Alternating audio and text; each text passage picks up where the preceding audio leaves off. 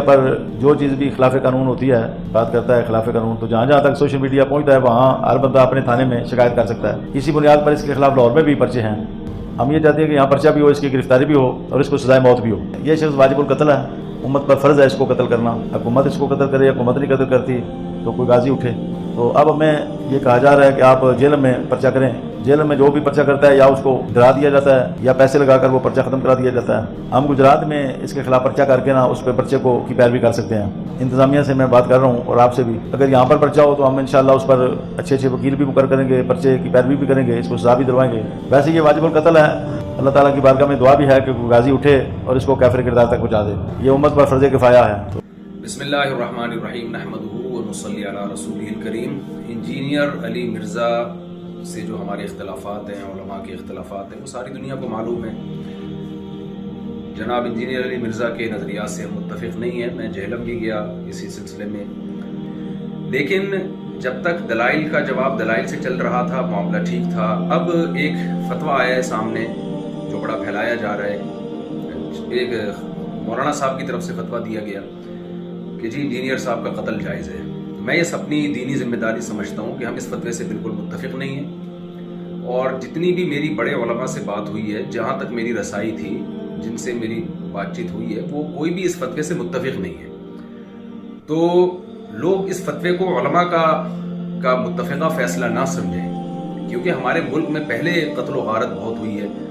یہ شرعاً کسی کو اجازت نہیں ہے اس کی کہ کسی بھی شخص کو اٹھ کے وہ قتل کر دے. انسانی جان کا قتل، چاہے وہ کسی بھی مسلک سے ہو، کسی بھی فرقے سے ہو، کسی بھی مذہب سے ہو، ہم اس کا قتل جائز نہیں سمجھتے.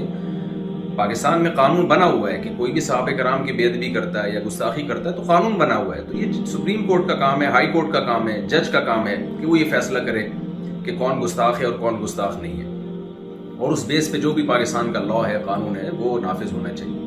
لیکن یہ جو ایک فتویٰ دیا گیا ہے کہ جی اٹھ کے قتل کر دیا جائے، یہ بالکل ٹھیک نہیں ہے. میرے بیسیوں اختلافات ہیں انجینئر علی مرزا سے. میرے کیا، اہل سنت والجماعت کے علماء انجینئر علی مرزا کے عقائد کو درست نہیں سمجھتے.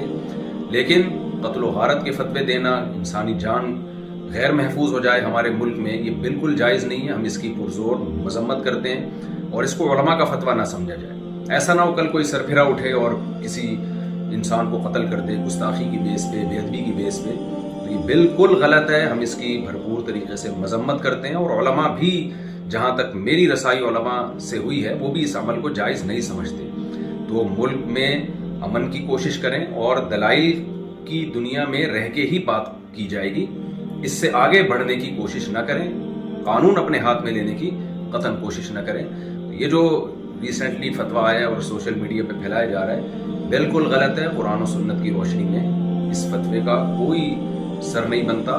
اور وہ پھر یہ ہے کہ ذرا سی کسی کی بات زبان سے کوئی لفظ نکلتا ہے نا، لوگ اس کو پکڑ لیتے ہیں. جنید جمشید کے ساتھ ہوا، مولانا طارق جمیل صاحب کے ساتھ ہوا، اور سیالکوٹ کا جو واقعہ ہوا تھا، ہم تو یہ جو واقعات تھے ان کے زخم ابھی چاٹ رہے تھے کہ جناب ایک اور فتویٰ مارکیٹ میں آ گیا کہ جی فلاں کو قتل کر دیا جائے. یہ بالکل درست نہیں ہے. تو خدارا جو مذہبی لوگ ہیں وہ جنون کی حد تک آگے بڑھنے کی کوشش نہ کریں. پاکستان کا، اسلام کا امیج دنیا میں خراب کرنے کی کوشش نہ کریں. اس سے ملک میں نقصان ہوگا اور قتل و غارت کا میدان گرم ہوگا. تو یہ بالکل غلط ہے. لہذا میں ابھی نیچے آیا ہوں گھر سے اتر کے صرف اس کلپ کو ریکارڈ کروانے کے لیے، کیونکہ مجھے نہیں معلوم تھا کہ اس طرح کا سوشل میڈیا پہ کوئی فتویٰ پھیلایا جا رہا ہے. تو دیگر علماء سے بھی میرا مشورہ ہوا، تو سب کا یہی مشورہ تھا کہ ہمیں فوراً اس کے خلاف ایک بیان ریکارڈ کروانا چاہیے، اس فتوے کے خلاف، کہ یہ علماء کا فیصلہ ہرگز نہیں ہے، نہ قرآن کا ہے، نہ حدیث کا ہے، اور نہ علماء کا فیصلہ ہے. اس سے ملک میں فساد پھیلتا ہے اور اللہ تعالیٰ فساد پھیلانے والوں کو پسند نہیں کرتے. تو ملک میں ہر ایک کی جان محفوظ ہونی چاہیے، چاہے وہ کسی بھی مسلک سے اس کا تعلق ہو، یا کسی بھی فرقے سے، یا کسی بھی مذہب سے، کوئی بھی رائے ہو. دلائل کی دنیا میں آپ ضرور ڈیبیٹ کریں، دلائل کی دنیا میں آپ ضرور ایک دوسرے کو چیلنج دیں.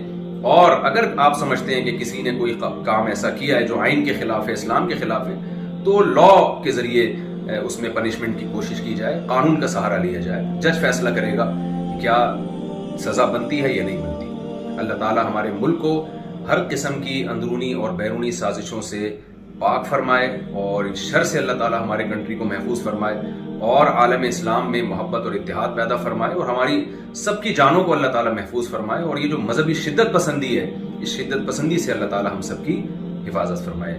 وما علینا الا البلاغ.